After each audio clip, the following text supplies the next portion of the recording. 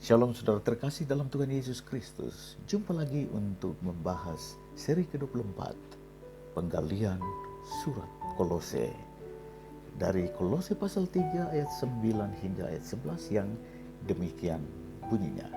Jangan lagi kamu saling mendustai karena kamu telah menanggalkan manusia lama serta kelakuannya dan telah mengenakan manusia baru yang terus-menerus dibaharui untuk memperoleh pengetahuan yang benar menurut gambar khaliknya. Dalam hal ini, tidak ada lagi orang Yunani atau orang Yahudi, orang bersunat atau orang tak bersunat, orang barbar atau orang miskin, budak atau orang merdeka, tetapi Kristus adalah semua dan di dalam segala sesuatu. Haleluya. Kita berdoa. Ya Tuhan, Bapa kami yang maha baik, Bapa di dalam Tuhan Yesus, kami bersyukur untuk kesempatan membaca dan merenungkan firman-Mu lagi. Buka hati kami, biarlah firman-Mu mendapat tempat di hati kami untuk membaharui kami dari sehari ke sehari, sebagaimana amanat firman Tuhan pada hari ini. Di dalam nama Yesus, amin. Judul renungan kita hari ini adalah terus-menerus diperbaharui. Terus-menerus diperbaharui. Artinya, sebagai orang yang percaya kepada Tuhan, kita tidak seperti mie instan yang setelah dimasukkan ke dalam air panas, kita dapat membubuhi dengan bumbu dan langsung kita makan.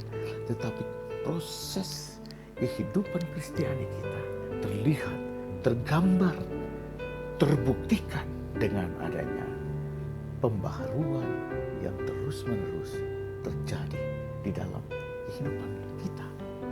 Bagian firman Tuhan ini menyatakan kepada kita ada dua macam kehidupan yang disebut sebagai manusia lama dan manusia baru. Manusia lama itulah yang harus kita tinggalkan. Oleh karena apa? Karena manusia lama dengan kelakuannya, dengan perangainya, itu menjadi bagian daripada yang menuntun kita, yang menjadi pemimpin kita, yaitu si iblis, bapa pendusta. Karena itu Rasul Paulus mengingatkan jemaat di Kolose agar kamu jangan saling mendustai. Ini kebiasaan mendusta itu oleh karena bapa pendusta, bapa segala pendusta adalah iblis sendiri. Dan karena itu dia melatih orang supaya menjadi mahir dalam berdusta sama seperti dia. Dan karena itu kita tidak bisa heran, kita tidak perlu heran di mana-mana terjadi pendustaan.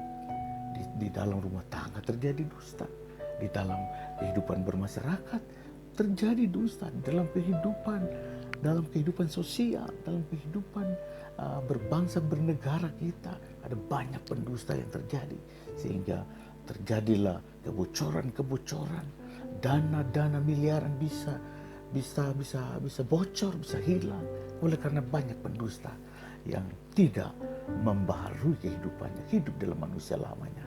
Dan karena itu saudara, kita harus mengenakan manusia yang baru agar kita terus-menerus diperbaharui. Bagaimana supaya kita diperbaharui terus-menerus? Hal yang pertama, kita perlu menyadari dan menanggalkan hidup lama. Apabila kita tidak sadar, kita akan terperangkap dalam gaya hidup lama dengan kelakuannya manusia lama kita yang muncul. Dan ini kita bisa melihat itu sehari-hari, manusia baru atau manusia lama kita yang menonjol. Dan apabila manusia lama kita yang menonjol, mari kita tinggalkan, kita tanggalkan, kita buang, kita lepaskan, agar kita mengenakan sebuah gaya kehidupan yang baru. Minta Roh Kudus, minta kepada Tuhan, berdoa dan membaca firman Tuhan untuk mendapatkan tuntunan hidup baru dalam kehidupan saudara yang dikasihi oleh Tuhan Yesus Kristus.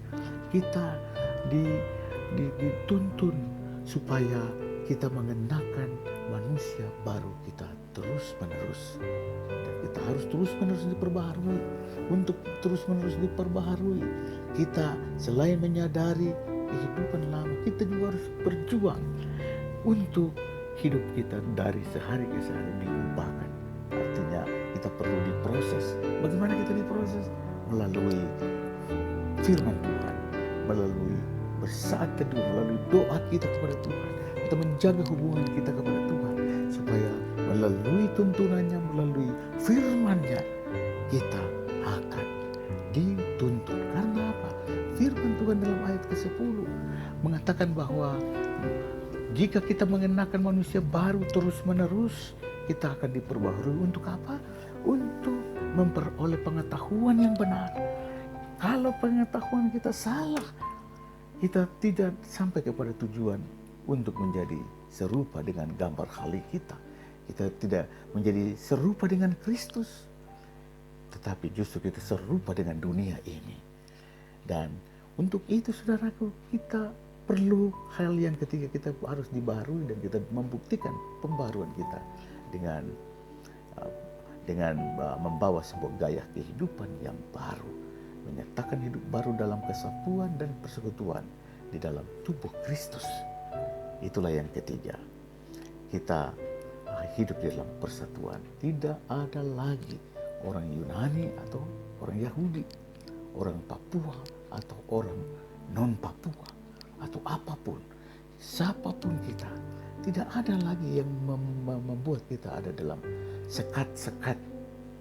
Tidak ada lagi rongga-rongga, oleh karena Tuhan menyatukan kita. Dalam perspektif iman Kristen, kita adalah satu. Tidak bisa membedakan siapa bersunat, siapa yang tidak bersunat, siapa orang barbar, siapa orang miskin, siapa orang budak, siapa orang merdeka. Oleh karena apa? Karena Kristus adalah semua. Kristus ada untuk semua. Dan Kristus justru berada di dalam segala sesuatu. Segala hal yang baik, yang benar, yang jujur, yang mulia, itu disediakan Tuhan bagi mereka yang percaya di dalam Tuhan Yesus Kristus. Adalah doa saya bagi Anda, kiranya hidupmu dari hari ke hari diperbaharui di dalam Kristus dan di dalam firman-Nya. Haleluya, haleluya, amin.